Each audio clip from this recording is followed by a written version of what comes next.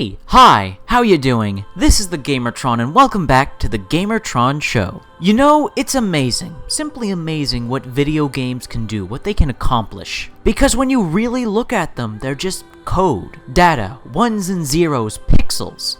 And yet using these things, using these elements, developers, creators are able to bring amazing things to life. Whether it be worlds, environments, creatures, or characters. Ah yes, characters. People, personalities. Fictional digital representations of individuals that video games introduce us to. Now, personally for me, I'm sure it's the same way with quite a few other people. When it comes to characters in video games, I love them, and I care for them more than the characters I see in movies and in television. But why is that? Of course I have a number of personal reasons, and most importantly concerning me, I just love video games more than other forms of media. But for a lot of people, video game characters are the ones they remember, the ones they keep close to their hearts, the ones that invoke far more emotional responses than of those found in other media. What is it about characters in video games that makes them so special? Well, first off, one of the more obvious reasons I think is the level of interaction. With video games, you are directly interacting with what's going on. If it's a single-player story game, your actions and interactions with the world and with the other characters directly affect them and the world. Unlike in other media where you are just a spectator, in video games you are a direct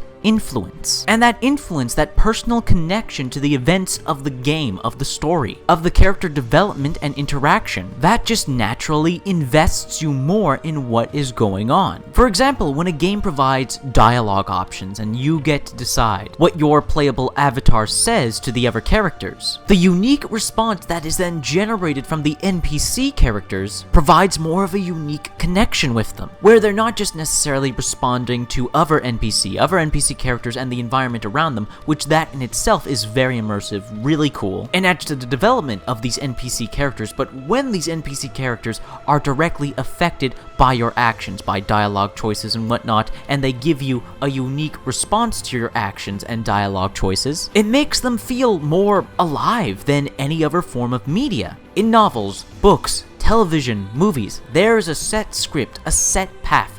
Things are only going to be said one way and said once. But with a video game, there can be subtle differences, subtle changes, or massive, enormous differences in the behavior of both the NPCs and your player avatar. That kind of direct effect that the player is given is a powerful and engaging one. However, on a more subtle level, in video games, we just spend more time with these characters, or at least spend the right amount of time with these characters. In a lot of movies, character development is kind of rushed. For most movies, you have only 2 hours to develop and make the audience care about multiple characters. When it comes to television, they are somewhat better since you have multiple episodes in a TV series, and the full running length of a TV series usually lasts longer than that of a movie. The problem with television, though, is that usually, television doesn't have the same budget to enable more creativity in terms of the characters, character designs, and set pieces and events that these characters are thrown into. With movies and television, there's a compromise. With movies, with the bigger budget, you can do far more creative things. Television, with more time and smaller budgets, you spend more time with the characters, but they themselves, or what they go through, isn't all that creative. Video games are able to find that happy balance, that happy medium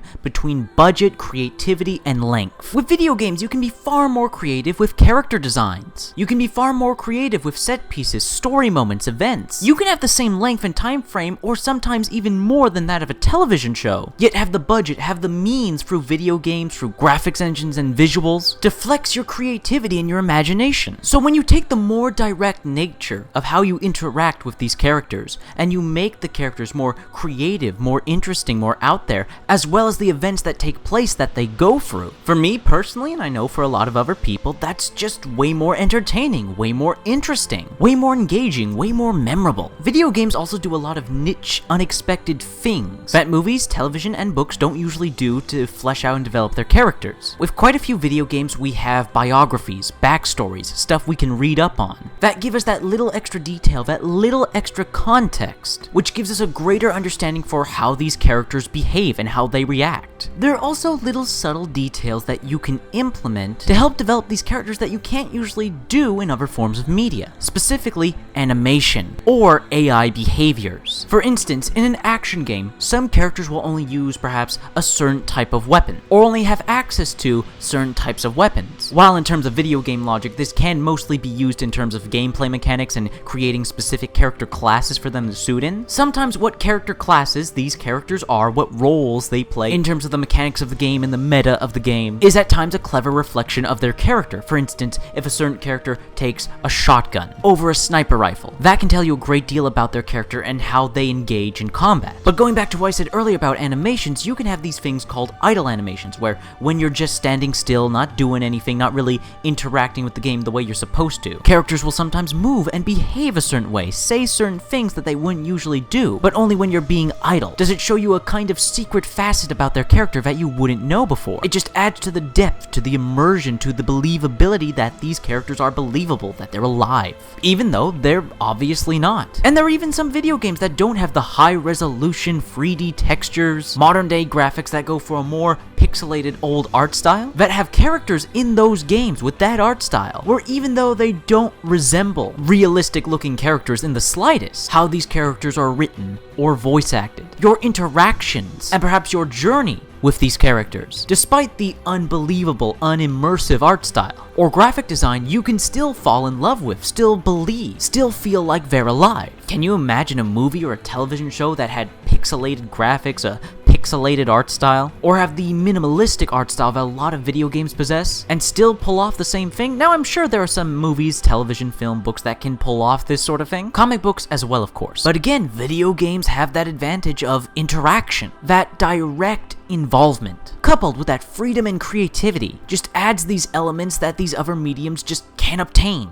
However though, despite being obvious, it should be stated that good writing, good dialogue, and of course good voice acting is just as important in developing and caring about these characters. And does every video game possess these things? No, that goes without saying. But when you have that solid writing, well-written dialogue, and damn fine voice acting, when all these parts, when all the pieces come together and they work just right, they create something. They create these characters that people just want to spend time with and don't want to stop spending time with. Or they can't stop thinking about them and dissecting their actions, their emotions, their behavior. Looking at the subtle details within the game, the animation, the AI. There are just so many aspects, so many variables, so many elements that video games possess that bring characters, that bring these personalities to a whole new level of popularity. Just look at the characters from the Mass Effect games, the Dragon Age games, the numerous Telltale games, the Borderlands games, the Fallout games, the Witcher games, the Halo games, the Uncharted games, and this game and that game and so many other video games. Why are characters in video games so beloved? Because characters in video games